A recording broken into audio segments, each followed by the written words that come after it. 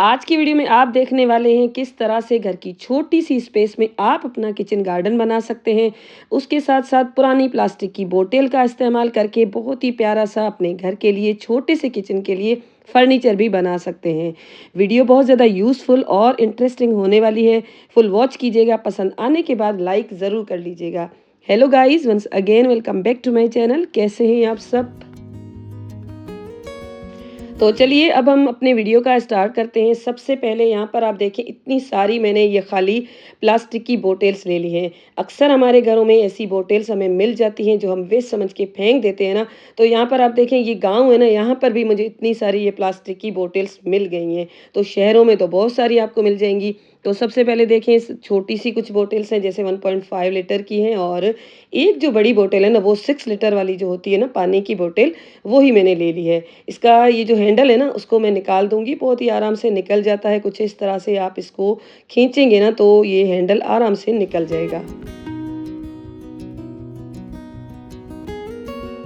तो अब इस हैंडल को रिमूव करने के बाद सेंटर में ये बड़ी बोतल मैंने रखी है, और उसके बाद ये छोटी जो बोतल्स है ना उनको मैंने रखा है। तो आप कोशिश कीजिएगा इन सब बोतल की जो हाइट है ना वो सेम होनी चाहिए। तो मेरे पास कुछ तो मिनरल वाटर की बोतल्स थी और कुछ मेरे पास कोल्ड ड्रिंक की बोतल थी, लेकिन मैंने जो हाइट में सेम थी ना उन्हीं को ही मैंने चूज़ किया है। तो यहाँ पर आप देखें, कुछ इस तरह से मैंने इसके अराउंड इनको रखा है, और स्पेस किसी जगह से भी बिल्कुल भी खाली नहीं है। तो कुछ इस तरह से बोतल्स को अरेंज करने के बाद अगर आप चाहें ना तो इसको अच्छी तरह से किसी भी एडेसिव के साथ स्टिक कर सकते हैं। ग्लू गन के साथ भी इनको स्टिक किया जा सकता है, लेकिन यहाँ पर ग्लू गन वर्क नहीं करती है क्योंकि हमारे गांव में इलेक्ट्रिसिटी नहीं है। हम सारा काम अपना सोलर पैनल पे ही करते हैं। तो सोलर पैनल पे ग्लू गन की जो गन है ना वो बिल्कुल भी गर्म नहीं होती है। तो उसके बाद मेरे पास एक टेप था ट्रांसपेरेंट, जो मैं यहाँ पर एक लोकल शॉप से ही लेकर आई थी। उसको मैंने कुछ इस तरह से लगा दिया है। बहुत ही अच्छी खासी क्वांटिटी में मैंने इसको यूज़ किया है, ताकि ये सारी बोतल्स अच्छी तरह से फिक्स हो जाएं, इधर उधर बिल्कुल भी हिले जुले ना। तो ये जितना भी टेप था ना तकरीबन आधे से तो ज़्यादा मैंने इस्तेमाल कर लिया था, ताकि ये बोतल्स अच्छी तरह से फिक्स हो जाएं। मेरा ये जो DIY है ना बहुत ही अच्छी सी क्वालिटी का बन के रेडी हो जाए। तो ये जो बॉटल्स है ना आप किसी भी शेप का इनको अरेंज करके बना सकते हैं। अगर आप चाहें तो स्क्वायर शेप में भी इनको बनाया जा सकता है, लेकिन मैंने यहाँ पर इसको राउंड शेप दी है। मुझे राउंड शेप ही देनी थी, और बस इसी तरह का मैंने इसको बना के रेडी कर लिया है। अगर आप इनको स्क्वायर शेप देंगे ना तो वो भी आप इजीली दे सकते हैं। उसमें आपको सेंटर में बड़ी सी बोतल रखने की कोई ज़रूरत ही नहीं पड़ेगी। छोटी जो 1.5 लीटर की बोतल्स है ना उनके साथ भी आप इनको बना सकते हैं। तो गाँव में अक्सर इस तरह का फर्नीचर हमारे पास कम पड़ जाता है, तो बोतल्स भी पड़ी रहती हैं। तो हम इस तरह के काम कर सकते हैं। तो दिन में हमारा टाइम है ना वो भी यूटिलाइज़ हो जाता है बहुत अच्छी तरह से। हम एक्टिव भी रहते हैं और हमारा घर है ना वो भी अच्छी तरह से ऑर्गेनाइज़ हो जाता है। अब यहाँ पर एक मुझे कार्डबोर्ड भी मिल गया है, और साइज़ भी इसकी अच्छी खासी बड़ी थी। अक्सर मेरे पास यहाँ पर गाँव में कार्डबोर्ड की शॉर्टेज हो जाती है, लेकिन इस बार तो मुझे ये भी मिल गया। तो इसको मैंने कुछ इस तरह से पहले तो राउंड घुमा लिया है, ताकि मैं इसकी शेप जब दूँ ना तो मुझे आसानी हो जाए। उसके बाद ये जो मैंने बॉटल्स को कुछ इस तरह से अरेंज करके रखा है ना उनको मैं इसके ऊपर रखूँगी। इनकी मैं साइज़ ले लूँगी, और ऊपर से जितना भी कार्डबोर्ड एक्स्ट्रा है ना उसको मैं कट करके निकाल दूँगी। तो कराची में जब वीडियो बनता है ना तो बहुत सारी चीज़ें मेरे पास होती हैं, जैसे कटर वगैरह सारे। और यहाँ पर एक ये जो मुझे कैंची मिली थी ना ये भी बिल्कुल काम नहीं कर रही थी। बहुत ही ज़्यादा टाइम लगाने के बाद इस कार्डबोर्ड को मैंने फाइनली कट कर दिया। कट करने के बाद इसकी जो बॉटम का एरिया है ना वहाँ पर भी मैंने कुछ ट्रांसपेरेंट टेप लगा दिया, क्योंकि मुझे थोड़ा सा शक हो रहा था कि बोट कहीं इधर उधर हिल जुल ना जाए और मेरा ये जो DIY है ना बिल्कुल ख़राब ना हो जाए। तो इस तरह से इनको भी यहाँ पर मैंने सिक्योर कर लिया है। तो अब ये जो कार्डबोर्ड मैंने कट करके रखा था ना इसके अराउंड कुछ इस तरह से मैं लपेट लूँगी। एक्स्ट्रा जो भी पीसेस वगैरह थे उनको मैंने निकाल दिया, और इसको भी स्टिक करने के लिए यहाँ पर ग्लू गन मौजूद नहीं थी, ना कोई यहाँ पर अच्छा एक एडेसिव मौजूद था।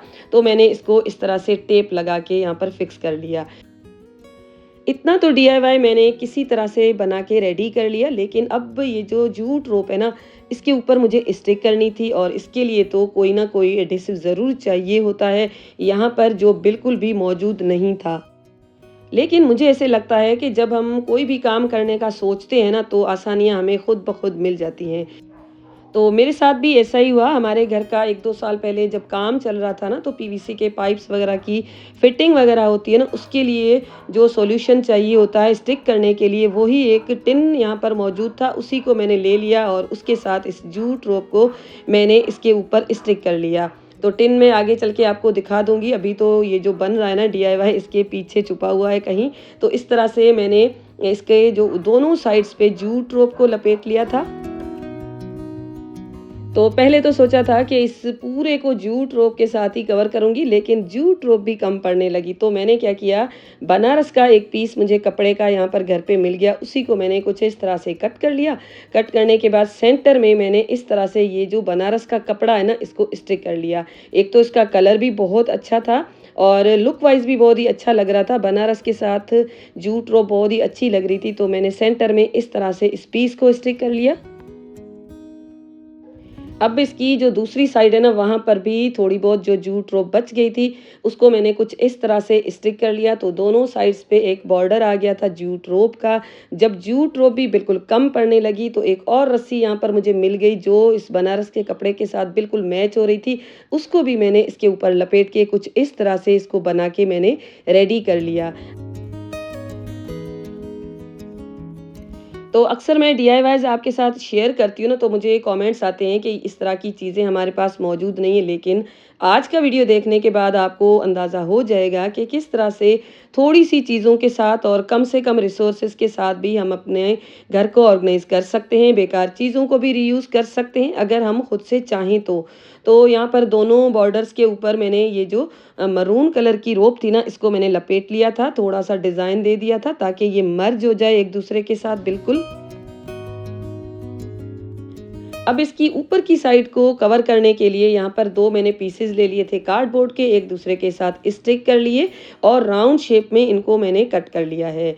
और उसके बाद ये विंडो शीट है, यहाँ पर आपको इसको देख के अंदाज़ा हो रहा होगा, यही फ़िलहाल मेरे पास यहाँ पर अभी मौजूद थी, वाटरप्रूफ भी है, तो इसको मैंने इसके ऊपर स्टिक कर लिया है। तो अगर आपके पास इस तरह की कोई शीट मौजूद नहीं है, तो अगर आप चाहें ना, तो इसको जूट रोप के साथ कवर कर सकते हैं, नहीं तो किसी कपड़े के साथ भी कवर किया जा सकता है। नहीं तो आप किसी भी शीट के साथ इसको कवर कर सकते हैं, जैसे स्टिकिंग जो शीट्स आती हैं उनके साथ भी इनको कवर किया जा सकता है, या तो फिर ग्लेज़ पेपर वगैरह कोई भी चीज़ आप इस पे लगा के इसको कवर कर सकते हैं, या अगर आप चाहें ना, तो इसके ऊपर कोई कलर भी अप्लाई किया जा सकता है। तो मेरे पास तो बस यही शीट अभी पड़ी हुई थी, क्योंकि ये भी ग्लासेस पे लगाने के बाद थोड़ी-सी बच गई थी ना, तो इसी को मैंने ले लिया था। तो ये भी पूरी तो नहीं थी, इसको भी देखिए मैंने टुकड़ों-टुकड़ों में करके फिर इसके ऊपर लगाया है।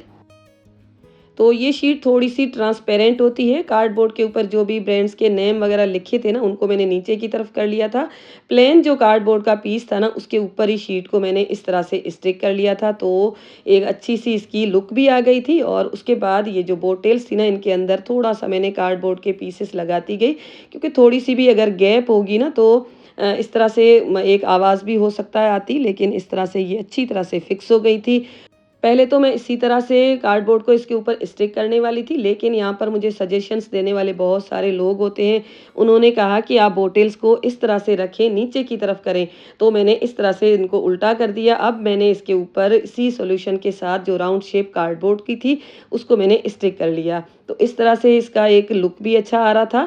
और अगर आप चाहें ना, तो इनकी दोनों साइड्स को कार्डबोर्ड के साथ स्टिक कर सकते हैं। फिलहाल तो मैंने एक साइड ही स्टिक की है, क्योंकि मुझे बस इसी तरह से इसको यूज़ करना था, तो बस इसको मैंने इस तरह से स्टिक कर लिया। इसके ऊपर मैंने वज़न रख लिया है, ताकि ये सॉल्यूशन अच्छी तरह से इसके ऊपर हो जाए स्टिक।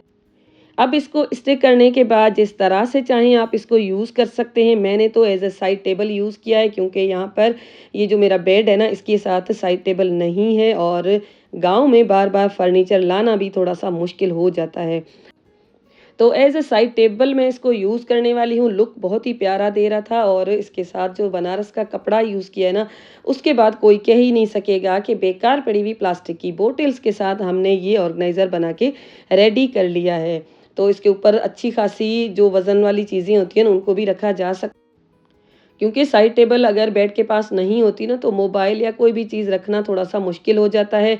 यहाँ पर डेकोरेशन के लिए मेरे पास बहुत सारी चीज़ें मौजूद नहीं थी, तो बस एक मनी प्लांट ही मैंने आपको यहाँ पर रख के दिखा दिया है। तो कॉफ़ी टेबल की तरह भी आप इसको यूज़ कर सकते हैं, अगर आप चाहें तो एज़ ए स्टूल भी इसको यूज़ किया जा सकता है, क्योंकि प्लास्टिक की जो बॉटल्स होती है ना, वो हमने बहुत सारी यूज़ की हैं, तो इसके ऊपर अगर कोई बैठ भी जाएगा ना, तो भी इसको खतरा कोई भी नहीं होगा।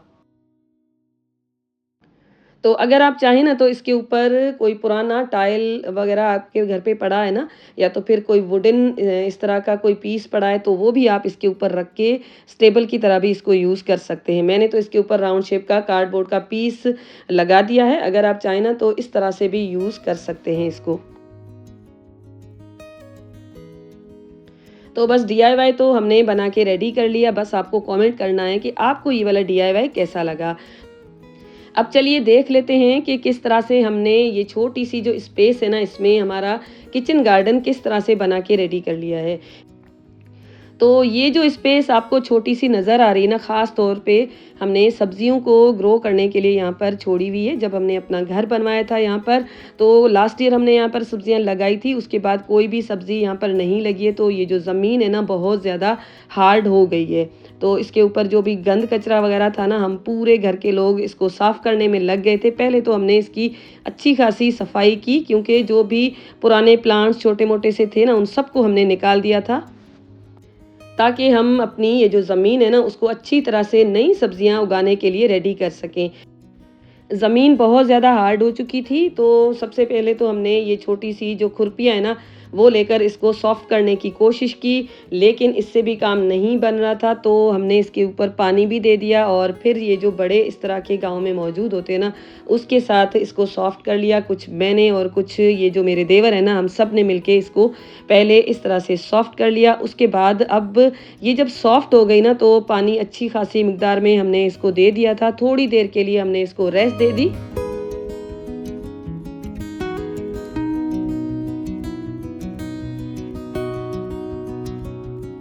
बहुत सारी मेहनत के बाद हमने इस ज़मीन को बिल्कुल रेडी कर लिया है नए सीड उगाने के लिए। तो ये जो मोहतरमा है ना, ये भी देखने के लिए आ गई थी कि किस तरह से यहाँ पर काम हो रहा है। तो उसके बाद मेरे पास बहुत सारे यहाँ पर सीड्स मौजूद थे, पालक के थे, गोभी के थे, मेथी के, गाजर के भी सीड्स मेरे पास यहाँ पर मौजूद थे, प्याज़ और जो भी मुझे यहाँ पर सीड्स मिले ना, तो सबको मैंने कुछ इस तरह से इसके ऊपर डाल दिया और उसके बाद दोबारा हल्का-सा मैंने इस तरह से इसको मिट्टी इसके ऊपर डाल दी और फिर पानी देकर इसको मैंने छोड़ दिया था। तो मैं कोई एक्सपर्ट हूँ नहीं, तो बस मुझे इसी तरह से सिंपल सा तरीका आया, इसी के साथ ही मैंने ये जो सब्जियाँ हैं ना, उनको ग्रो कर लिया था और पानी मैंने अच्छी खासी क्वांटिटी में दे दिया था और उसके बाद कोई भी पानी हमने नहीं दिया। तकरीबन 4 से 5 दिन के बाद सीडलिंग इसमें होने लगी और उसके बाद मैं आ गई थी वापस अपने घर पे और जब इसमें सब्जियां लगेंगी ना, उसकी वीडियो भी मैं आपके साथ ज़रूर शेयर करूंगी।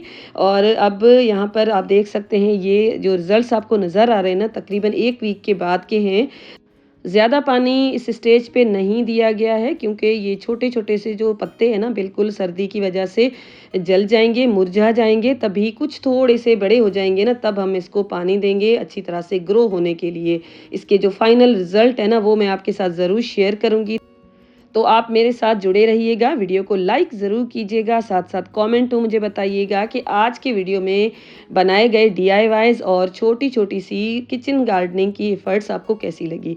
मिलती हूँ आपके साथ ऐसे ही वीडियो के साथ, अपना बहुत ज़्यादा ख्याल रखिएगा। Thanks for watching, take care and bye bye.